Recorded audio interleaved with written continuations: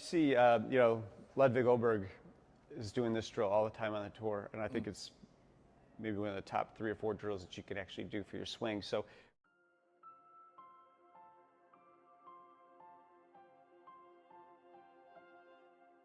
you kind of have your background from, well, you were with Bender, well, not Bender first. You were at the Golf Digest schools, correct? yeah, so I was working at the Golf Digest schools at the Ritz-Carlton and in Orlando, and then I got the opportunity to go work for Mike while I was there. I worked for Mike for almost 3 years. Nice. And then we got transferred back to Cleveland for my wife's job, and I ended up at Barrington. And then now we have this indoor facility and doing that. And then you worked a lot with Quan over there. With Dr. Quan a little bit. I went to one of his seminars. Been talked back and forth. I have actually sat through his level 1 seminar 4 times. Wow. And I've sat through the level 3 seminar 2 times. So last time I was with you, we talked about this move. We referred to it as like throwing the club, or you say pushing the club. Is that correct? Yeah. So if you back up for a second in that, and that like how you hold the club, people we have this assumption that I always assumed that we always wanted to grip the club with like an interlocking or overlapping grip so that your hands can work together as a unit, is what you're told. And when I hear that, I have the assumption that they're working together. So the reality is your hands and arms are putting opposing force into the club. And so your backswing tends to get long. Yeah.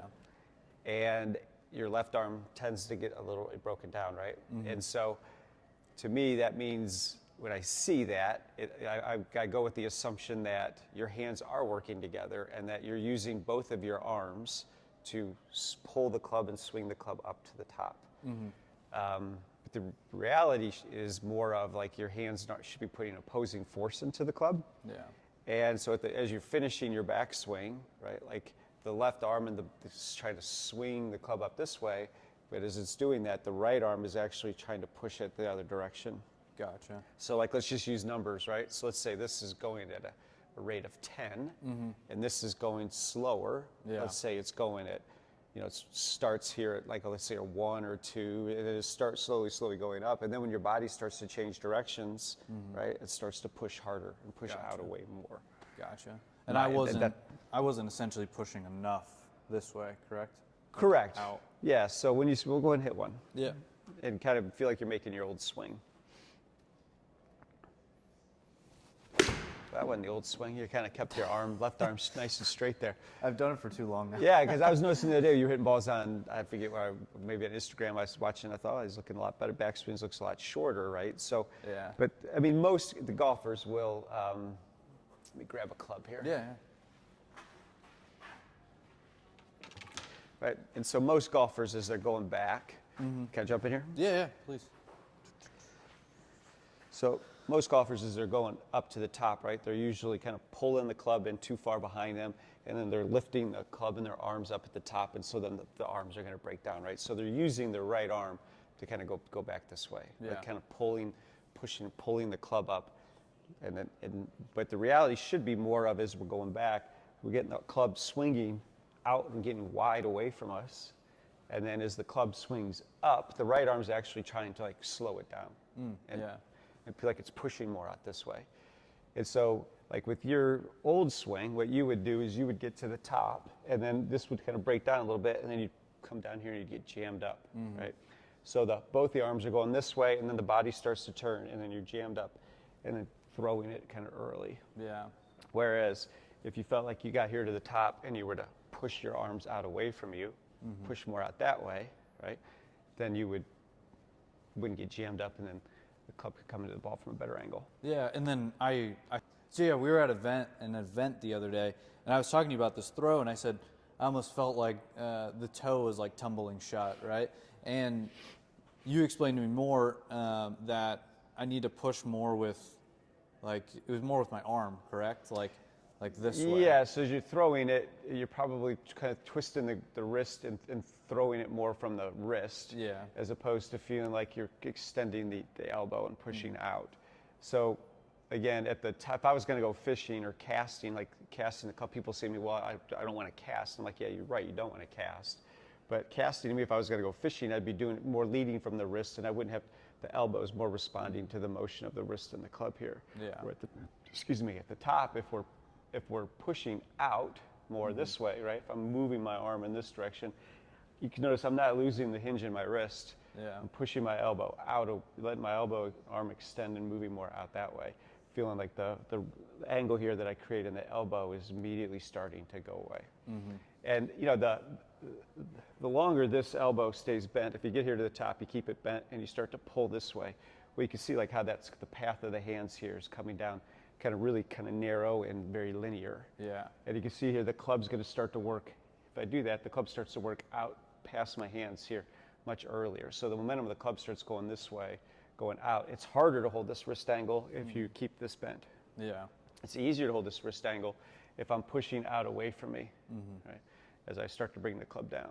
Yeah. So And- the bending at the releasing of the right elbow is much more, is what you want to feel more as you're coming down. Yeah. And I think if you're doing that, you wouldn't feel the toe kind of tumbling out. Tumbling, yeah. So if people are watching and wanted to try it, you had me take like my fingers off the grip, Yep. correct? So like Correct. at the top, I don't know. At Yeah. the top, you had me feel like I was pushing with like my hand rather than throwing with like a lot of ulnar, right? Right, and you see, you know, Ludwig Oberg is doing this drill all the time on the tour, and I think it's maybe one of the top 3 or 4 drills that you can actually do for your swing. So when you set up to it, you would take your hands and fingers and just kind of like carry like a paddle and feel like that paddle, those fingers are pointing down, right? So they're pointing down.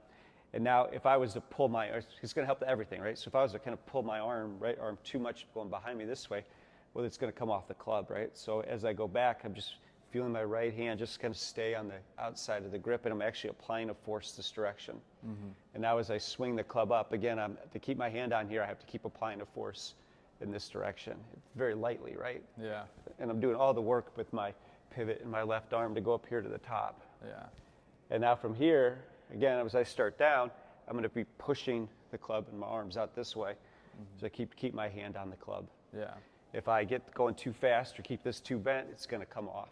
So I have to really feel like I'm pushing more out with that right hand to start the downswing. And now, when the club gets right about here, about parallel to the ground, and your body's moving very well, the hand's going to come off. Yeah. I see people doing the drill all the time, and they're trying to keep the hand pushing onto the club. But down here, when the shaft gets about parallel to the ground, the momentum's starting to take over, and that momentum, your right hand's going to have a hard time keeping up. Yeah. So you don't want to feel like you're trying to push all the way through it. You're pushing to here and then letting the club and the arm swing.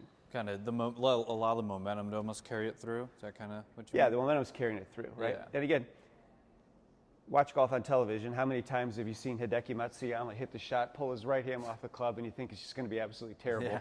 and the ball's like 15 feet from the hole. Yeah, right. Right. Yeah. So, he's not trying to drive and pull through with his right hand. Matter of fact, he's probably feeling like his right hand is slowing up.